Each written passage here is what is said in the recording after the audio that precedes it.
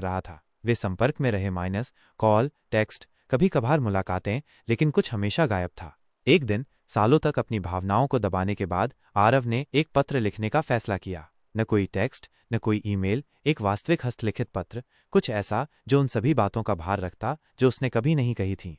मीरा, मुझे नहीं पता कि कैसे शुरू करूं, इसलिए मैं बस इतना कहूंगा। मुझे तुमसे तब से प्यार है जब तुमने कॉलेज में एक प्रोफेसर के साथ कविता के बारे में बहस की थी। मैंने तुम्हें हर कॉल में, हर हंसी में, हर उस पल में प्यार किया जो हमने एक साथ बिताया है। मैंने कभी नहीं कहा, क्योंकि मैं डर गया था। तुम्हें खोने से डर गया था, इस बात से डर गया था कि तुम मुझे कभी उस तरह नहीं देखोगी जैसे मैं तुम्हें देखता हूं। लेकिन अब मैं तुम्हें कभी नहीं बताने से ज्यादा डरता हूं। अगर जरा सी भी संभावना है कि तुम भी ऐसा ही महसूस करती हो तो मैं इंतजार करूंगा। अगर नहीं तो कम से कम मुझे पता चल जाएगा कि मैंने तुम्हें सच बताया। आरव। उसने भेजने से पहले हिचकिचाया, लेकिन आखिरकार उसने भेज दिया। दिन बीत गए, फिर हफ्ते, कोई जवाब नहीं। उसने खुद को मना लिया कि उसने गलती की है, कि शायद वो आगे बढ़ गई है, कि वो उसके लिए एक प्रिय मित्र से ज्यादा कुछ नहीं था। और फिर एक शाम उसका फोन बजा। वह थी आरव।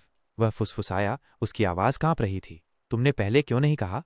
मैं डर गया था, मैं इंतजार कर रही थी, वो धीरे से बोली।